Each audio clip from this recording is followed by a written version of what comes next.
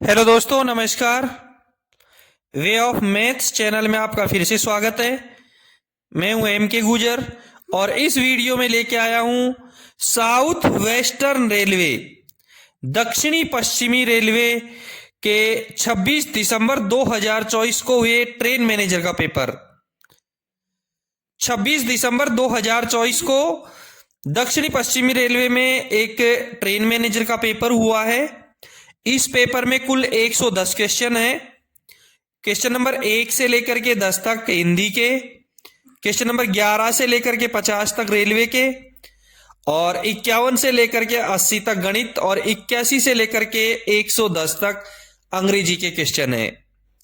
यानी कि 10 क्वेश्चन हिंदी के, 40 क्वेश्चन रेलवे के, और 30 क्वेश्चन गणित के, और 30 क्वेश्चन इंग्लिश के हैं। इस प्रकार से कुल मिलाकर के 110 क्वेश्चन इस पेपर में है, जिसमें से 100 प्रश्न करना जरूरी है। यानी कि आपके पहले हल किए गए 100 क्वेश्चन इसमें जांचे जाएंगे। ठीक है, देखते हैं दक्षिणी पश्चिमी रेलवे का ट्रेन मैनेजर के पेपर का पहला क्वेश्चन। स्क्रीन पर देखें। निम्नलिखित में से कौन सी लिपि संघ की आधिकारिक भाषा है? ए में संस्कृत, बी में देवनागरी, सी में प्राकृत और डी में हिंदी। भारतीय संविधान के मुताबिक हिंदी संघ की आधिकारिक भाषा है। भारतीय संविधान के मुताबिक हिंदी संघ की आधिकारिक भाषा है, जिसकी लिपि देवनागरी है। हालांकि आधिकारिक कामकाज के लिए अंग्रेजी का भी इस्तेमाल किया जा सकता है। संविधान के अनुच्छेद 343 के 1 के मुताबिक संघ की राजभाषा हिंदी है। इसके अलावा संविधान के अनुच्छेद 351 में संघ को हिंदी के विकास और प्रसार का जिम्मा सौंपा गया है। क्लियर हुआ? क्वेश्चन नंबर 1 का करेक्ट आंसर हुआ बी, देवनागरी। अगला क्वेश्चन देखेंगे। क्वेश्चन नंबर 2 में है, हिंदी में प्राप्त पत्रों का उत्तर किस भाषा में देना होगा? जो पत्र हिंदी में प्राप्त हुए हैं उनका उत्तर किस भाषा में देना होगा? ए में हिंदी, बी में हिंदी और अंग्रेजी, सी में हिंदी और क्षेत्रीय भाषा, और डी में कोई प्रतिबंध नहीं। करेक्ट आंसर रहेगा इसका ए, हिंदी में प्राप्त पत्रों का उत्तर हिंदी भाषा में देना होगा। ठीक है, अगला क्वेश्चन देखेंगे। क्वेश्चन नंबर 3 में है, full form of OLIC। OLIC का फुल फॉर्म क्या होगा? ए में दे रखा है ऑफिशियल लैंग्वेज इन कंपनी, यानी कि कंपनी में राजभाषा। बी में ऑफिशियल लैंग्विस्टिक इंप्लीमेंटेशन कंपनी, आधिकारिक भाषाई कार्यान्वयन कंपनी। सी में दे रखा है ऑफिशियल लैंग्वेज इंप्लीमेंटेशन कमेटी, राजभाषा कार्यान्वयन समिति कार्यालय। और डी में दे रखा है ऑफिस लैंग्विस्टिक इंप्लीमेंटेशन कमेटी, भाषाई कार्यान्वयन समिति। OLIC का फुल फॉर्म रहेगा ऑफिशियल लैंग्वेज इंप्लीमेंटेशन कमेटी, राजभाषा कार्यान्वयन समिति कार्यालय। यानी कि OLIC यानी क्वेश्चन नंबर 3 का करेक्ट आंसर हुआ सी, ऑफिशियल लैंग्वेज इंप्लीमेंटेशन कमेटी। ठीक है, अगला क्वेश्चन देखेंगे। क्वेश्चन नंबर 4 में है, राजभाषा की नीति के अनुसार कर्नाटक कौन से क्षेत्र में है? कर्नाटक किस क्षेत्र में है? ए में कै क्षेत्र, बी में ख और सी में ग। राजभाषा के अनुसार भारत को यानी देश को 3 भागों में विभाजित किया है, कै क्षेत्र, ख क्षेत्र और ग क्षेत्र। कर्नाटक का क्वेश्चन है तो कर्नाटक ग क्षेत्र में आता है। और मैं आपको बता दूं ग क्षेत्र में भारत के कौन कौन से स्टेट आते हैं। ग क्षेत्र में ओडिशा, बंगाल, असम, अरुणाचल प्रदेश, नागालैंड, मेघालय, मणिपुर, त्रिपुरा, मिजोरम, तमिलनाडु, तेलंगाना, कर्नाटका, आंध्र प्रदेश और केरला, ये क्षेत्र राजभाषा के गय क्षेत्र में आते हैं। ठीक है, क्वेश्चन नंबर 4 का करेक्ट आंसर हुआ सी, गय क्षेत्र। क्वेश्चन नंबर 5 देखेंगे, हिंदी दिवस हर वर्ष कब मनाया जाता है? हिंदी दिवस हर वर्ष कब मनाया जाता है? ए में 4 सितंबर, बी में 14 सितंबर, सी में 6 दिसंबर और डी में 26 नवंबर। ध्यान रहे, हिंदी दिवस एक होता है राष्ट्रीय हिंदी दिवस और एक होता है विश्व हिंदी दिवस। राष्ट्रीय हिंदी दिवस 14 सितंबर को मनाया जाता है और विश्व हिंदी दिवस 10 जनवरी को मनाया जाता है। इसमें 10 जनवरी का उल्लेख नहीं है, इसलिए करेक्ट आंसर रहेगा इसका 14 सितंबर, यानी कि 10 जनवरी नहीं है। इसका मतलब राष्ट्रीय हिंदी दिवस के लिए ये क्वेश्चन मार्क किया गया है। मैं आपको दोनों दिवसों के बारे में बता देता हूं। राष्ट्रीय हिंदी दिवस 14 सितंबर को मनाया जाता है। हिंदी भाषा को मान्यता देते हुए 14 सितंबर 1949 को संविधान सभा ने हिंदी को देश की आधिकारिक भाषा का दर्जा दिया था। हिंदी भाषा देश के अधिकतर क्षेत्रों में बोली जाती है, जिस कारण हिंदी को राजभाषा का दर्जा दिया गया था। और 10 जनवरी को विश्व हिंदी दिवस मनाया जाता है। विश्व हिंदी दिवस प्रतिवर्ष 10 जनवरी को पूरी दुनिया में मनाया जाता है। इसके मनाने का उद्देश्य हिंदी के प्रचार प्रसार के लिए जागरूकता पैदा करना और वैश्विक स्तर पर इसे एक अंतरराष्ट्रीय भाषा के रूप में पेश करना है। वैश्विक स्तर पर हिंदी को लेकर पहला जो आयोजन हुआ था वो 10 जनवरी 1974 को महाराष्ट्र के नागपुर में किया गया था। इस सम्मेलन में 30 देशों के 122 प्रतिनिधियों ने भाग लिया था।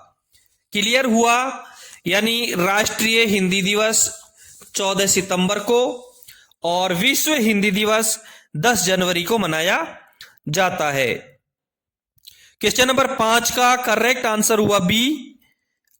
नेक्स्ट क्वेश्चन देखेंगे। क्वेश्चन नंबर 6 में है, राजभाषा आयोग 1955 के अध्यक्ष कौन थे?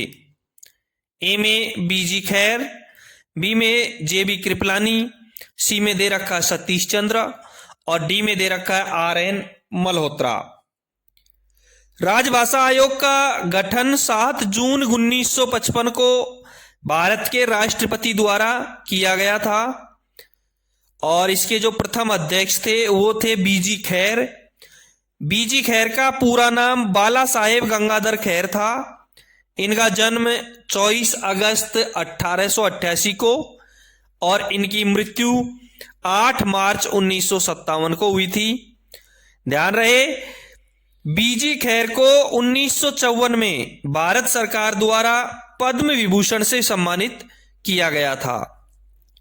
ठीक है, क्वेश्चन नंबर 6 का करेक्ट आंसर हुआ ए, बीजी खैर, यानी बाला साहेब गंगाधर खैर।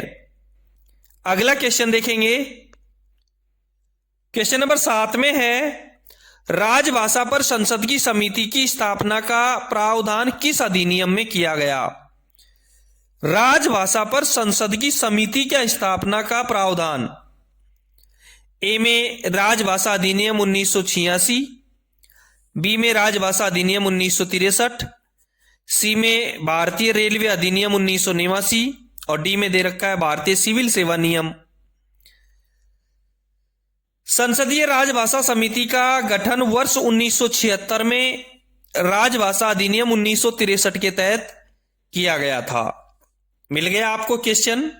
क्वेश्चन नंबर 7 का करेक्ट आंसर हुआ बी, राजभाषा अधिनियम 1963। अगला क्वेश्चन देखेंगे।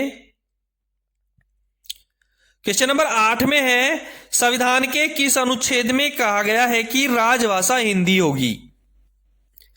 ए में अनुच्छेद 343, बी में अनुच्छेद 32, सी में अनुच्छेद 131 और डी में अनुच्छेद 353। भारतीय संविधान के मुताबिक हिंदी संघ की आधिकारिक भाषा है। इसकी लिपि देवनागरी है। हालांकि आधिकारिक कामकाज के लिए अंग्रेजी का भी इस्तेमाल किया जा सकता है। संविधान के अनुच्छेद 343 के 1 के मुताबिक संघ की राजभाषा हिंदी है। इसके अलावा संविधान के अनुच्छेद 351 में संघ को हिंदी के विकास और प्रसार का जिम्मा सौंपा गया है। बिल्कुल क्लियर हुआ। आपके क्वेश्चन नंबर 8 का करेक्ट आंसर हुआ ए 343। अगला क्वेश्चन देखेंगे। क्वेश्चन नंबर 9 में है स्टेशनों पर किस भाषा में घोषणाएं की जाएंगी। ए में केवल हिंदी में, बी में दे रखा है हिंदी और अंग्रेजी में, सी में दे रखा है हिंदी, अंग्रेजी और क्षेत्रीय भाषा में, और डी में दे रखा है केवल अंग्रेजी में। स्टेशनों पर हिंदी, अंग्रेजी और क्षेत्रीय भाषा तीनों में घोषणाएं की जाएंगी।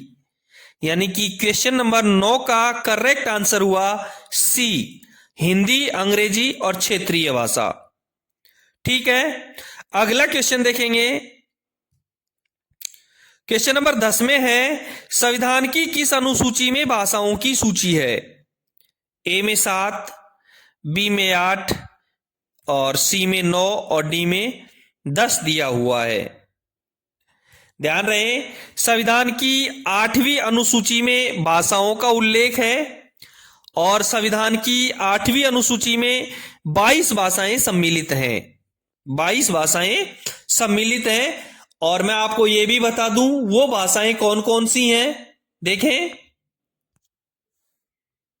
वो भाषाएं हैं असमिया, उड़िया, उर्दू, कन्नड़, कश्मीरी, कोंकणी, गुजराती, डोगरी, तमिल, तेलुगु, नेपाली, पंजाबी, बांग्ला, बोडो, मणिपुरी, मराठी, मलयालम, मैथिली, संथाली, संस्कृत, सिंधी और हिंदी। इन 22 भाषाओं में एक नेपाली ऐसी भाषा है जो विदेशी भाषा होते हुए भी भारतीय अनुसूची में 8वीं अनुसूची में शामिल है। और अंग्रेजी एक ऐसी भाषा है जो भारत के कई राज्यों की राजकीय भाषा होते हुए भी 8वीं अनुसूची में सम्मिलित नहीं की गई है। ठीक है, क्वेश्चन नंबर 10 का करेक्ट आंसर हुआ बी 8। अगला क्वेश्चन देखेंगे। दोस्तों, आप देख रहे हैं साउथ वेस्टर्न रेलवे के 26 दिसंबर 2024 को हुए ट्रेन मैनेजर का पेपर। यदि आपको इस पेपर का पीडीएफ चाहिए तो डिस्क्रिप्शन में जाएं और टेलीग्राम चैनल का एक लिंक दिया गया है, उस पर क्लिक करें और ये पीडीएफ डाउनलोड करें। यदि आपके डिवीजन या रेलवे में कोई पेपर हुआ है तो मुझे व्हाट्सएप, टेलीग्राम या मेरे नंबर दिए गए हैं, इस पर जरूर भेजें।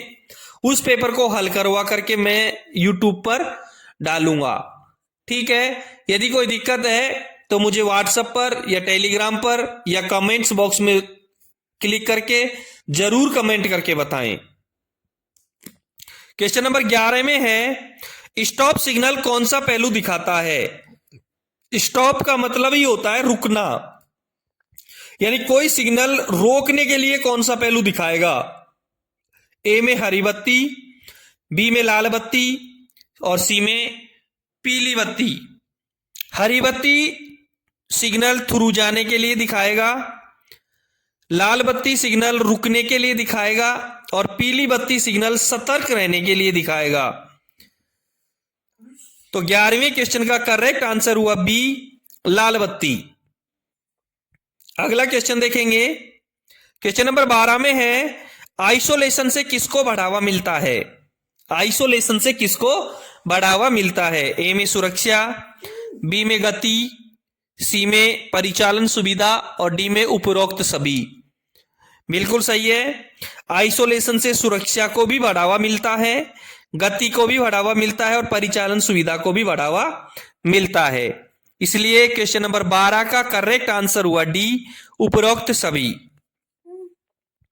अगला क्वेश्चन देखेंगे, क्वेश्चन नंबर 13 में है, वैगनों का वजन मापने के लिए किस उपकरण का उपयोग किया जाता है? ए में एक्सेल काउंटर, बी में लोड सेल, सी में वेइंग ब्रिज और डी में स्पीडोमीटर। ए में एक्सेल काउंटर दे रखा है, एक्सेल काउंटर एक्सेलों की काउंट करने के लिए दिया गया है। सी में वेइंग ब्रिज दिया गया है, ये वैगनों का वजन मापने के लिए एक उपकरण है, यानी कि 13वें सवाल का क्वेश्चन का आंसर है। और डी में स्पीडोमीटर दिया गया है, ये स्पीड का मीटर है, स्पीड मापने के यूज आता है। 13वें क्वेश्चन का करेक्ट आंसर हुआ सी, वेइंग ब्रिज। वैगनों का वजन मापने के लिए वेइंग ब्रिज का उपयोग किया जाता है। अगला क्वेश्चन देखेंगे, क्वेश्चन नंबर 14 में है, रेलवे परिचालन में ट्रैक सर्किट का उद्देश्य क्या है? ए में लोकोमोटिव को शक्ति प्रदान करना, बी में यह सुनिश्चित करने के लिए कि ट्रैक साफ है, और सी में दे रखा है ट्रेन की गति की निगरानी करने के लिए, और डी में दे रखा है ट्रेन में भार तोलने के लिए। रेलवे परिचालन में जो ट्रैक सर्किट का मेन उद्देश्य है वो है कि ट्रैक साफ है, यह सुनिश्चित करना। इसलिए क्वेश्चन नंबर 14 का करेक्ट आंसर रहेगा बी, यह सुनिश्चित करने के लिए कि ट्रैक साफ है। ठीक है, अगला क्वेश्चन देखेंगे, क्वेश्चन नंबर 15 में है, भारत में पहली ट्रेन कब शुरू की गई थी? ए में 1830, बी में 1853, सी में 1900 और डी में 1947। भारत में पहली यात्री ट्रेन है वो 16 अप्रैल 1853 को चलाई गई थी। यह ट्रेन मुंबई के बोरीबंदर से ठाणे के बीच चली थी। इस ट्रेन का नेतृत्व तत्कालीन गवर्नर जनरल लॉर्ड डलहौजी ने किया था। पहली ट्रेन में 14 बोगियां थी। इसे साहिब, सिंध और सुल्तान नाम के 3 इंजनों ने चलाया था। इस ट्रेन में 400 यात्री सवार थे और इसने 34 किलोमीटर की यात्रा तय की थी। इसमें 400 यात्री सवार थे और इसने 34 किलोमीटर की यात्रा तय की थी। ठीक है, क्वेश्चन नंबर 15 का करेक्ट आंसर हुआ बी, 1853। तो अगला क्वेश्चन देखेंगे, क्वेश्चन नंबर 16 में है, मालगाड़ी पर टेल लैंप का प्राथमिक उद्देश्य क्या है? ए में दे रखा है ट्रेन की गति बढ़ाने के लिए, बी में दे रखा है पीछे की ट्रेनों को ट्रेन के अंत का संकेत देने के लिए, सी में दे रखा है लोडिंग या अनलोडिंग के लिए रोशनी प्रदान करना, और डी में दे रखा है ट्रेन के आगमन का समय प्रदर्शित करने के लिए। सामान्य नियम 4.16 के 1 में साफ लिखा है कि कर्मचारियों को गाड़ी की संपूर्णता के बारे में बताने के लिए अंतिम वाहन की पहचान के लिए अनुमोदित डिजाइन का टेल बोर्ड या टेल लैंप लगाया जाता है। यानी कि क्लियर हो गया, टेल लैंप या टेल बोर्ड गाड़ी की कंप्लीटिशन को दर्शाने के लिए लगाया जाता है। 16 नंबर के क्वेश्चन का करेक्ट आंसर रहेगा बी, पीछे की ट्रेनों को ट्रेन के अंत का संकेत देने के लिए। अगला क्वेश्चन देखेंगे, क्वेश्चन नंबर 17 में है, निम्नलिखित में से कौन सा भारत सरकार के रेल मंत्रालय में पदेन प्रधान सचिव है? ए में सदस्य वित्त, बी में अध्यक्ष रेलवे बोर्ड, सी में रेल राज्य मंत्री और डी में केंद्रीय रेल मंत्री। भारतीय रेलवे एक केंद्रीय प्रबंधन द्वारा संचालित होती है। केंद्रीय मंत्री परिषद में एक अलग से मंत्री भी होता है और रेल मंत्री की सहायता के लिए रेल राज्य मंत्री और उप मंत्री की नियुक्ति की जाती है। इसके अतिरिक्त उनकी सहायता के लिए रेलवे बोर्ड का गठन किया जाता है। रेलवे बोर्ड का अध्यक्ष भारत सरकार के रेल मंत्रालय में पदेन प्रधान सचिव होता है। तो 17 नंबर के क्वेश्चन का करेक्ट आंसर रहेगा बी, अध्यक्ष रेलवे बोर्ड। अगला क्वेश्चन देखेंगे, क्वेश्चन नंबर 18 में है शंट सिग्नल कहां लगाया जा सकता है? ए में स्टॉप सिग्नल के नीचे, बी में दे रखा है स्वतंत्र पोस्ट पर, और सी में दे रखा है ए व बी दोनों।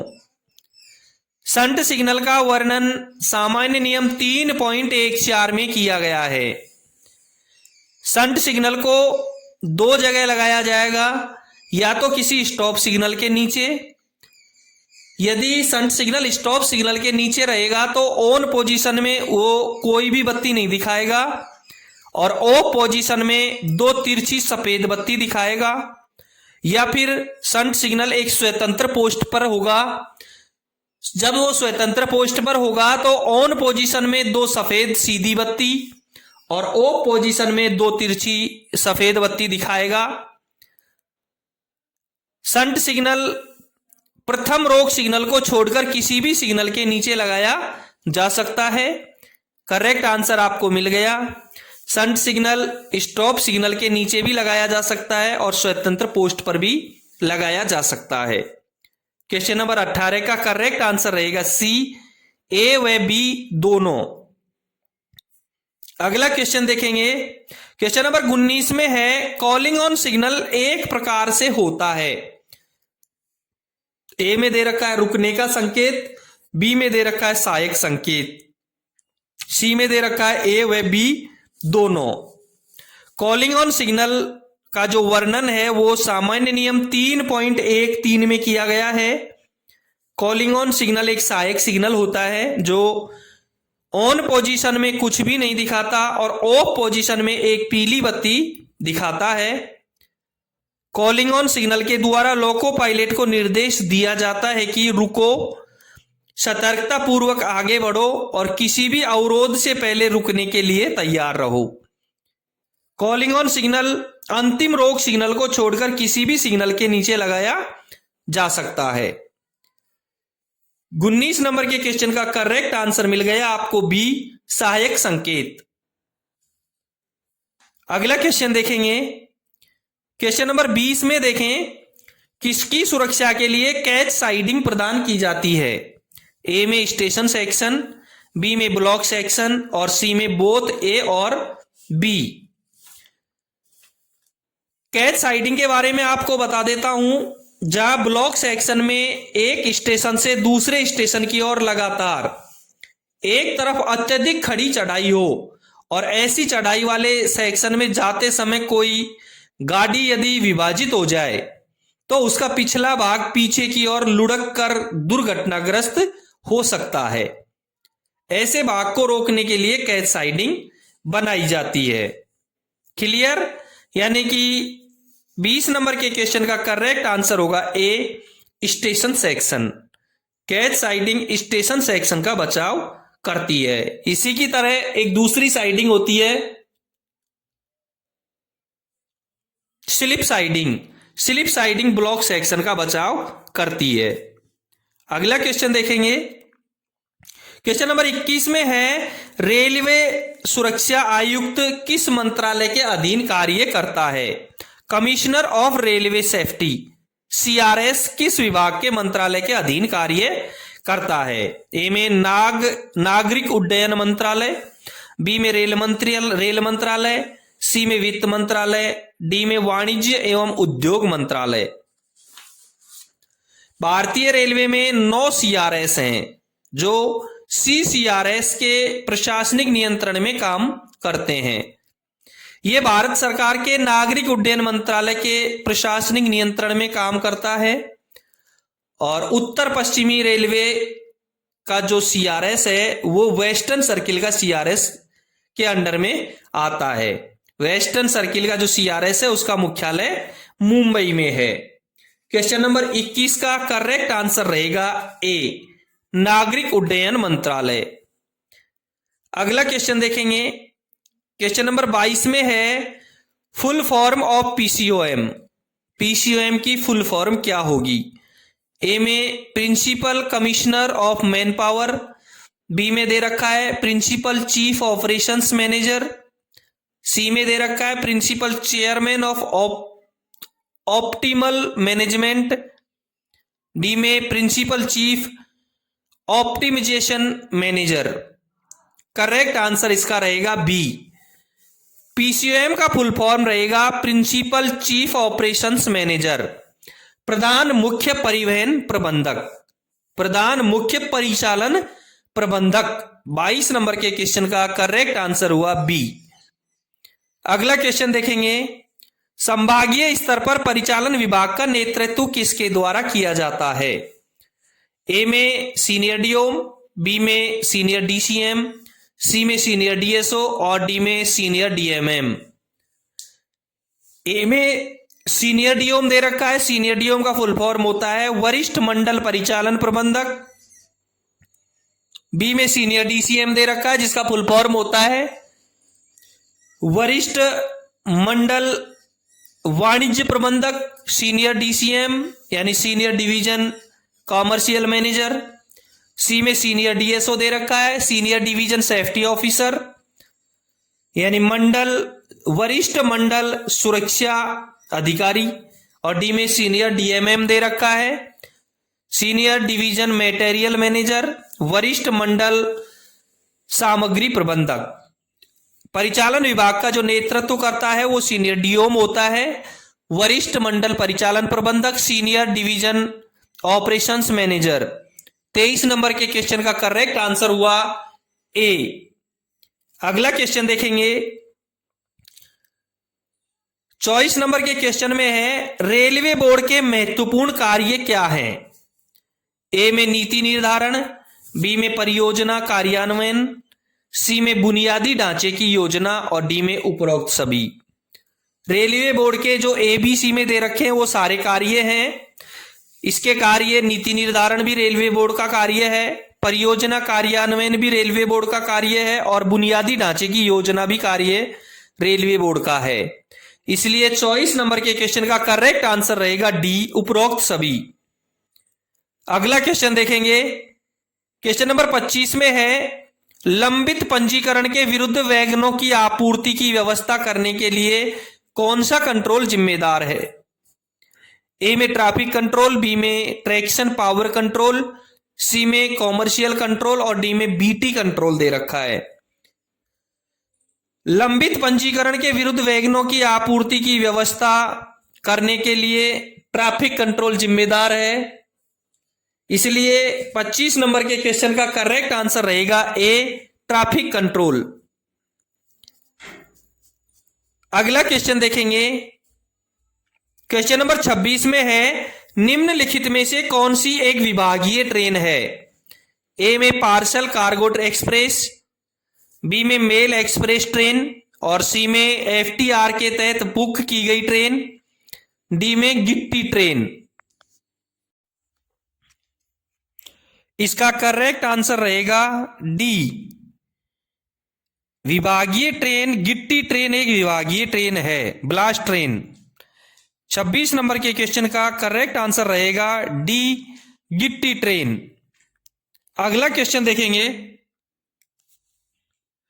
क्वेश्चन नंबर 27 में है वह अधिकतम गति क्या है जिस पर किसी ट्रेन को दोषपूर्ण वेट ब्रिज से अगले उपलब्ध वेट ब्रिज तक चलने की अनुमति है?